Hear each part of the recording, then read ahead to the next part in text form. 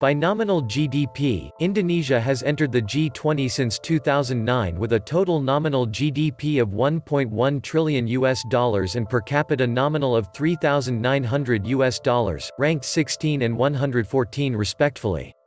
Purchasing power parity is even more significant.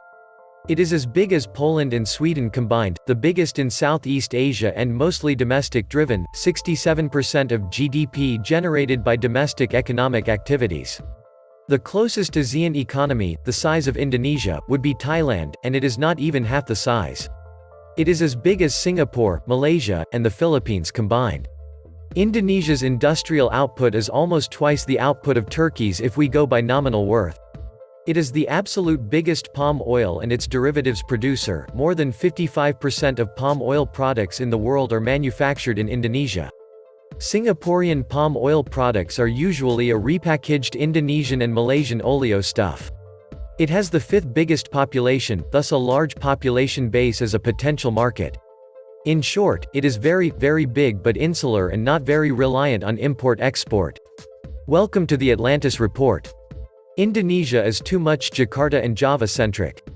Strange to think that Jakarta as the biggest urban economy in Southeast Asia, even bigger than Singapore and the entire Philippines. Most people think Singapore is the richest city in Southeast Asia. Sorry to burst your bubble, but since 2014, Jakarta is the richest in Southeast Asia in terms of GDP nominal.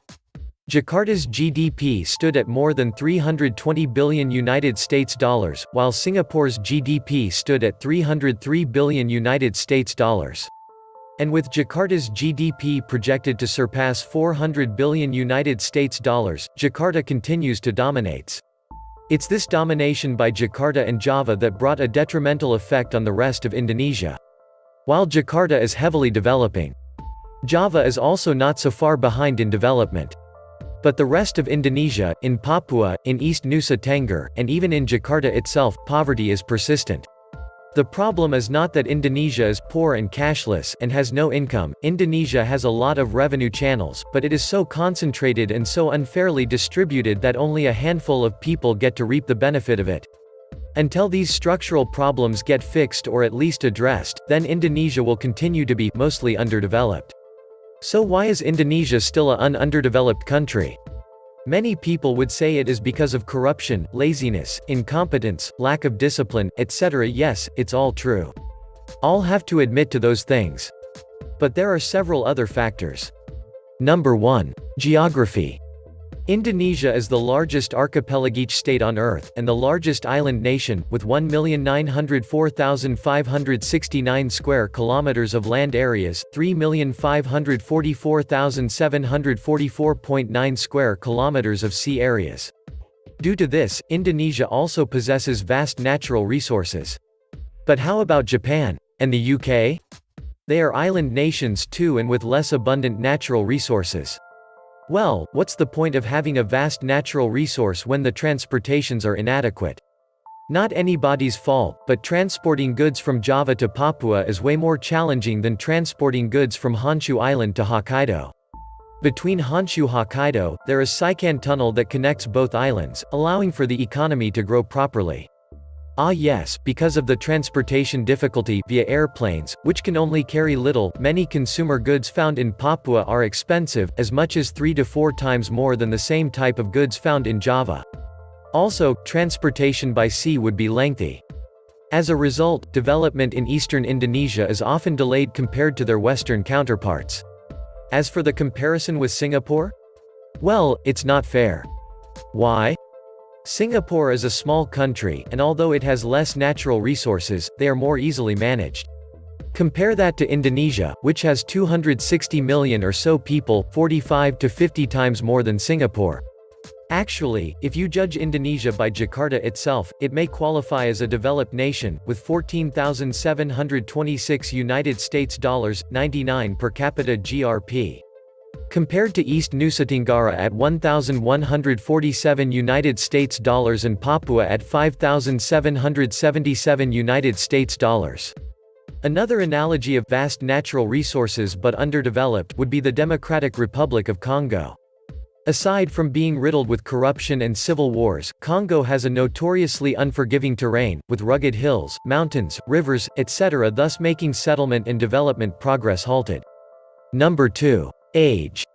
Indonesia is a relatively young nation, very young compared to the UK and Japan, or even the US itself that has lasted for centuries. So you guessed it, they are still developing and learning how to become and manage such a massive nation. Number 3. History. Historically, the development of Indonesia has been centralized within the Java region or occasionally Sumatra during New Order Orde Baru only after the Reformation period. The development started to be more progressive in other parts of Indonesia, such as Papua, Moluccas, Maluku, Borneo, Kalimantan, etc. And there are many other factors. Again, I won't talk about corruption, incompetence, or lack of discipline, because many people know it and admit it. Some politics scholars believe that Indonesia follows the assumption of resource curse, which portrays the condition when a state found huge amount of resources whereas they have yet to establish a stable governmental institution, thus ended up exploiting raw materials while depending itself to a developed nation to process the resource with required advanced technology. This thus creates a cycle of dependency on the international market on raw materials and tax revenue from investors. Angola's current condition after the oil boom in 2002 is a perfect illustration of this assumption, with corrupt politicians, no suitable clean water source for more than 70% of its population, and prices skyrocketing in its capital.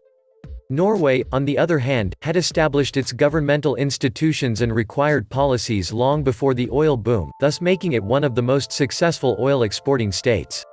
Their policies of foreign investment on oil extraction are very limiting with high rates. So what about Indonesia? Well, after Independence Day, particularly during the New Order era, Indonesia has depended on foreign investments as one of its national income sources. In the energy sector, the country has been conducting biddings on oil and gas explorations, which can only be conducted with sufficient technology. The National Petroleum Company, Pertamina, has been buying from extraction companies owned by foreign countries, such as Chevron, because they cannot do exploration on their own. Indonesia gets its income in this sector with tax revenue acquired from these companies, but it's not that simple. So the country has this fiscal policy called Production Sharing Contract (PSC) that basically says the government will shoulder all around production cost, from extraction, construction, distribution, to ease foreign investment bidding process because they don't have the technology and they need the resources. This is where it gets tricky. Companies tend to play the numbers to get reimbursed way over actual production cost. Interestingly, this cost usually also consisted of the company's CSR funds. So technically, it was not the company that gives back to the citizens, it was their money in the first place. On the other hand, the country does have a diverse set of resources.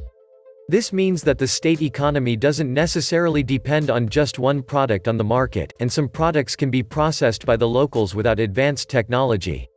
That being said, the main drawback is that most of their export products are raw materials, therefore having a considerably low price in the international market, following the idea of the resource curse. We haven't even talked about state investment. It might be weird for a state with an abundance of resources to not have a wealth fund, but that's how Indonesia is. The government does not have any savings allocated for the time when their resources are depleted. This is funny as even Angola has one. The income from all industries is being counted as a whole national income (APBN). Compare that with Norwegians, which their government has more than $1 billion worth of out-of-country investments generated from their oil revenue wealth fund. No savings and no notable investment. Indonesia basically depend on foreign investments and cheap export products. The state simply doesn't look forward enough.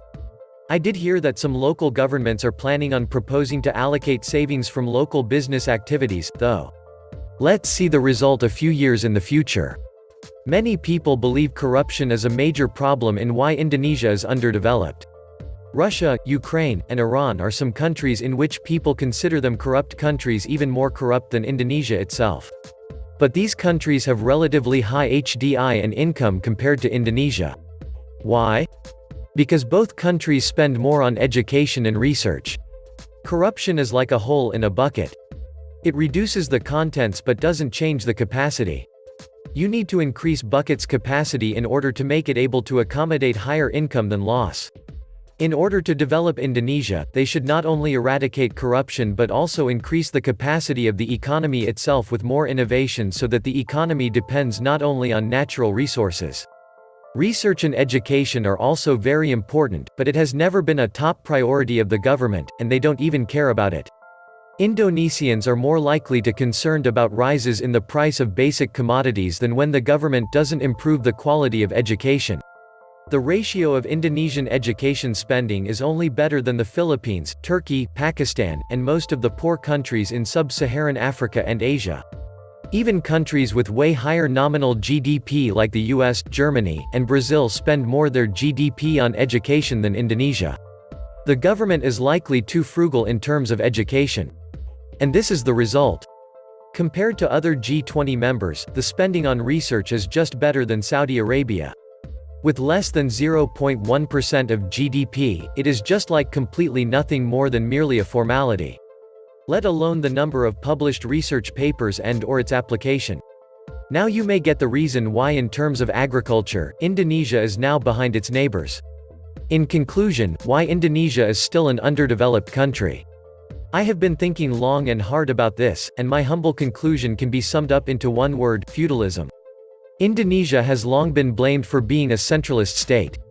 This perception stems from their first two leaders, Soekarno and Suharto. In a sense, it makes sense.